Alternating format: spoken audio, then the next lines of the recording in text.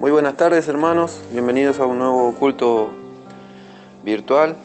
Si Dios quiere, pronto vamos a poder estar en el templo, y que fue muy dura esta etapa, pero bueno, las cosas van pasando y gracias a Dios vamos superando esta pandemia. Bueno, como siempre, es un privilegio y una responsabilidad para mí que me hayan confiado la reflexión y buscando con los ojos y también en mi interior, para que el Espíritu Santo de nuestro Señor nos inspire. Encontré una cosa muy interesante, si usted me acompaña a la escritura en Isaías 65:11, uno de los 4 profetas mayores, dice la palabra del Señor, dice: pero vosotros, los que dejáis a Jehová, que olvidáis mi santo monte, que ponéis mesa para la fortuna y suministráis libaciones para el destino, yo también os destinaré a la espada, y todos vosotros os arrodillaréis al degolladero, por cuanto llamé y no respondisteis,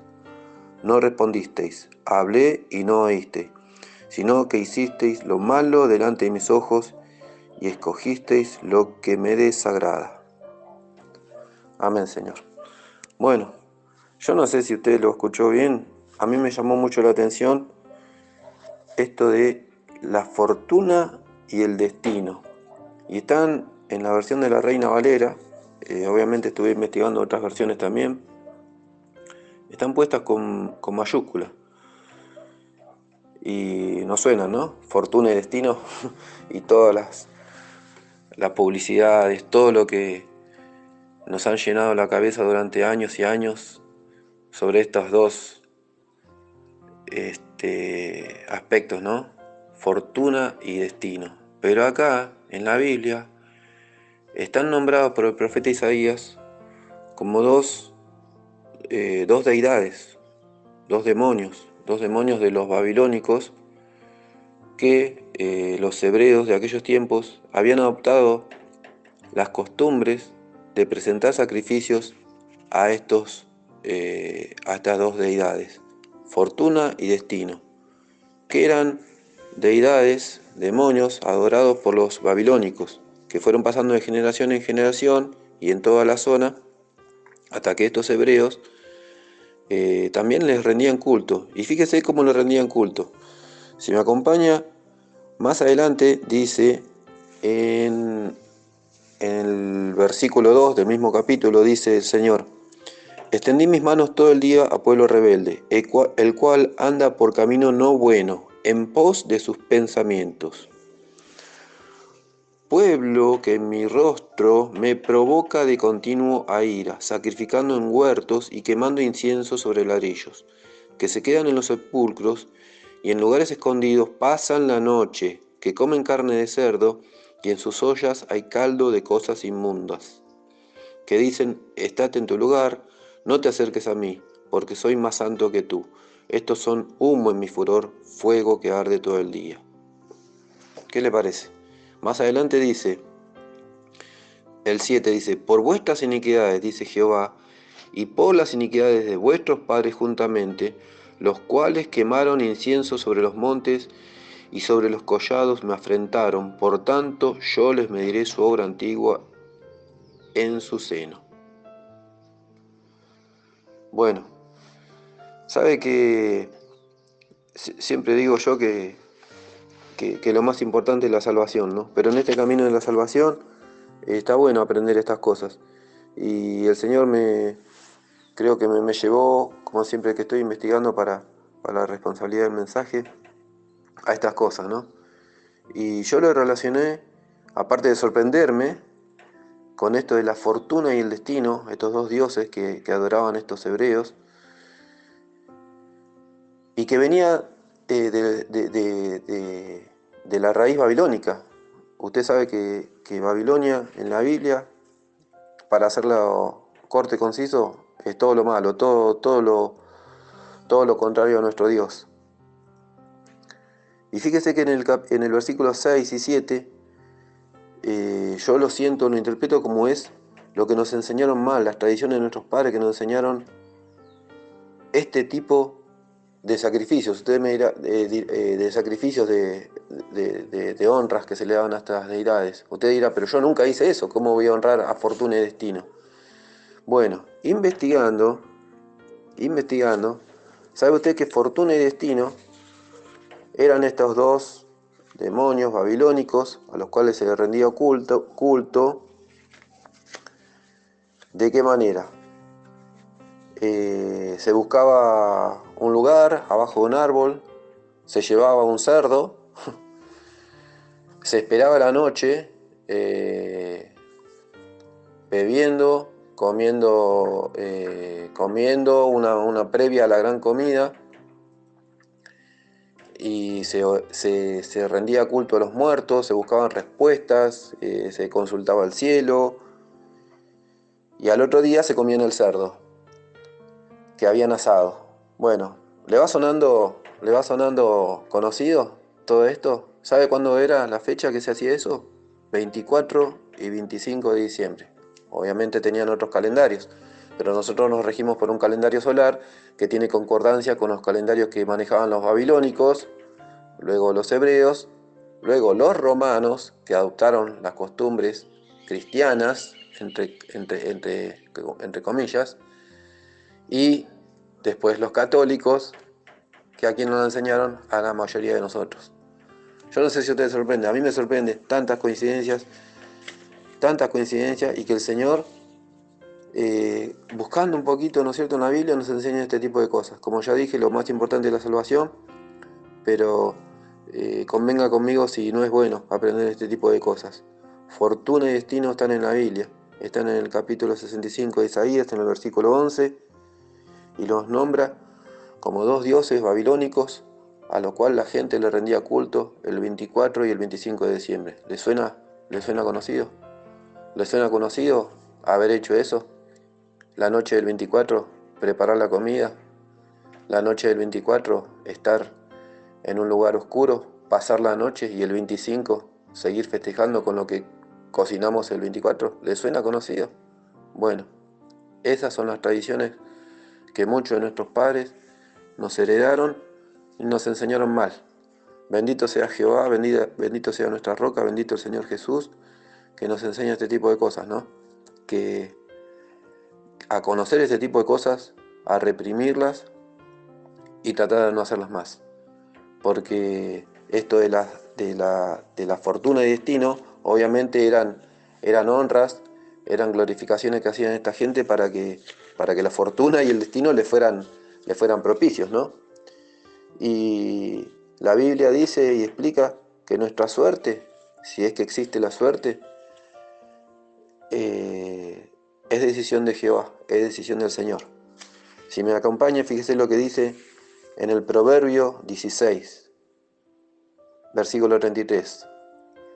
Dice así: la suerte se echa en el regazo, mas de Jehová es la decisión de ella.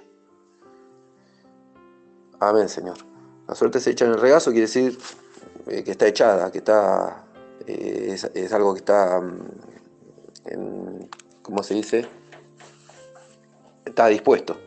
Pero de Jehová es la decisión de la suerte. El Señor hasta toma decisión y tiene poder sobre la suerte. En otras versiones más actuales, ese proverbio se traduce como el hombre propone y Dios dispone. Creo que todos lo conocen y que muchas veces lo hemos sentido de gente que ni siquiera es creyente, ¿no es cierto? Pero a lo que voy es esto, que Dios es nuestro juez, como dice el Proverbio 16, que está lleno de respuestas. Ahora en un ratito lo comentamos si usted me acompaña. Pero ¿sabe lo que pasa? Que yo mismo, y creo que la mayoría de nosotros, hemos hecho estas cosas. Una, acatar las tradiciones que nos enseñaron nuestros padres, nuestra sociedad, y que están mal, están definitivamente mal, que no son cristianas, que no tienen nada que ver con nosotros, ni con nuestro Dios del cielo, ni con nuestro amado Jehová. Son tradiciones que heredamos, como le expliqué, a través de los babilónicos, los romanos, los cristianos, los católicos, y los católicos nosotros. Pero nosotros ahora estamos en el camino verdadero. Dios nos enseña estas cosas. Y fíjese que volviendo al tema este de la suerte y el destino, usted conocerá aún a personas que se dicen cristianas que creen en la suerte, creen en los juegos de azar, creen en la quiniela, en el PRODE, en el loto, y a veces hasta ponen su esperanza en estas cosas. Usted le pregunta lo que es el 48 o si soñó con el 39 y lo saben la interpretación de los sueños. ¿Cómo es esto? ¿Qué cosas antiguas todavía tenemos en nuestro corazón? Cosas del mundo que acá estamos viendo en la Biblia, cómo el Señor las abomina, porque no sé si escuchó las cosas que decía el Señor que provocaban en él. Furor, decía, abominación. Que todo el día extendí mis manos todo el día a pueblo rebelde, en pos de sus pensamientos, dice, en camino no bueno. Pueblo que en mi rostro me provoca de continua ira, sacrificando en huertos y quemando incienso sobre ladrillos, y luego siga con otras cosas más, ¿no es cierto? Pero estas cosas son abominación a nuestro Señor, porque Él quiere que entendamos y pongamos en nuestro corazón que nuestra suerte, Él la Dios dispone. Si nosotros vamos a ganar algo, obviamente no en juegos de azar, pero si vamos a ganar o vamos a perder y vamos a llevar retribución, todo está en manos de nuestro Señor. Que confiemos plenamente con nuestro corazón y aún con nuestra mente en lo que Él va a disponer. Como dice la traducción, el hombre propone y Dios dispone. Que sea tu voluntad, dice el Padre nuestro. Y sí, que sea tu voluntad es, en definitiva, yo voy a proponer hacer tal o cual cosa, pero Dios va a disponer. Por eso yo lo invito a que reflexione en estas escrituras antiguas de Isaías, de los proverbios, que tienen que ver tanto con nuestra actualidad, ¿no es cierto? El proverbio 16 es un proverbio hermoso que está lleno de respuestas para la actualidad. Por ejemplo, mire, el versículo 2 dice: todos los caminos del hombre son limpios en su propia opinión, pero Jehová pesa los espíritus. Respuesta para cosas que nos pasan. El 3 dice: encomienda a Jehová tus obras y tus pensamientos serán afirmados. ¿Vio cuando usted está dudando? ¿Qué hago, qué no hago? Encomiende a Jehová sus obras y sus pensamientos serán afirmados. ¿Por qué hay gente mala? ¿Por qué pasan cosas malas? ¿Por qué a veces los malos ganan? Fíjese lo que dice el versículo 4. Todas las cosas ha hecho Jehová para sí mismo, y aún al impío para el día malo. El 5. Abominaciones a Jehová todo altivo de corazón, ciertamente no quedará impune. Para personas que están sufriendo con pecados de otros familiares o allegados, fíjese cómo se corrige el pecado. Con misericordia y verdad se corrige el pecado, y con temor de Jehová los hombres se apartan del mal. Estamos aprendiendo todo lo que dice el Proverbio 16. Está lleno, es riquísimo, es como un tesoro. El 7, fíjese lo que dice: cuando los caminos del hombre son agradables a Jehová, aún a sus enemigos hace estar en paz con él.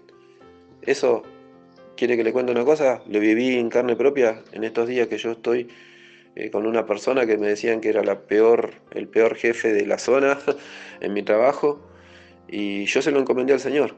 Y al día de hoy, y creo que va a seguir así, como dijo Marcelo la otra vez, la importancia de la palabra creo, Dios va a disponer que yo esté en paz con esa persona, y esa persona está en paz conmigo, y aún vivamos momentos agradables porque yo encomendé mis obras a Él, no mi pensamiento ni mi forma de ser, que a veces me trae problemas.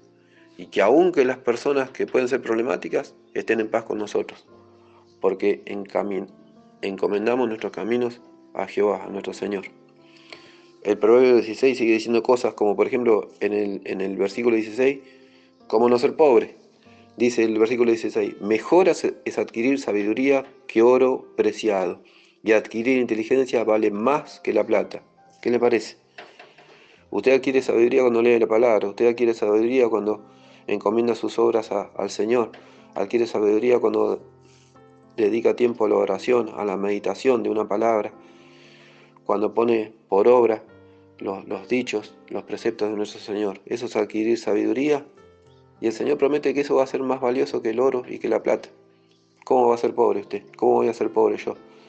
Fíjese lo que pasa cuando una persona es altiva y soberbia. Y dice el Señor en el versículo 18, antes del quebrantamiento es la soberbia, y antes de la caída la altivez de espíritu.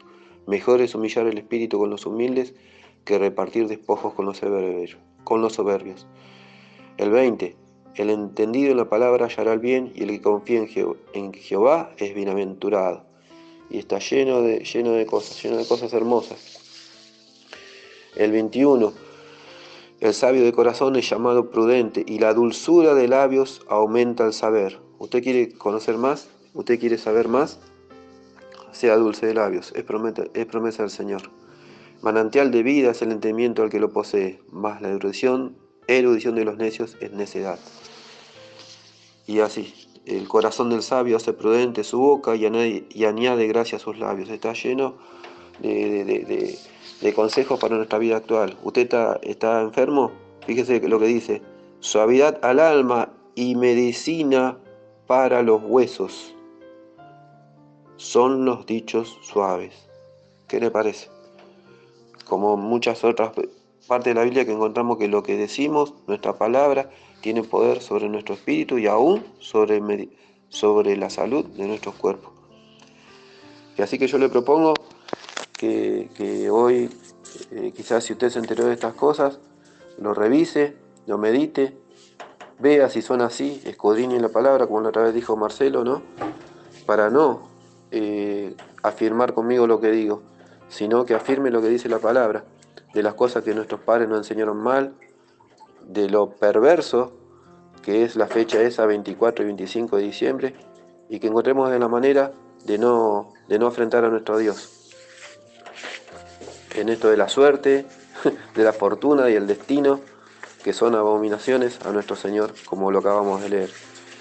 Fíjese que en estas cosas del mundo, en estas tradiciones que nuestros padres nos heredaron, y que gracias a Dios hoy estamos descubriendo que estaban mal, como usted creo que lo acaba de ver.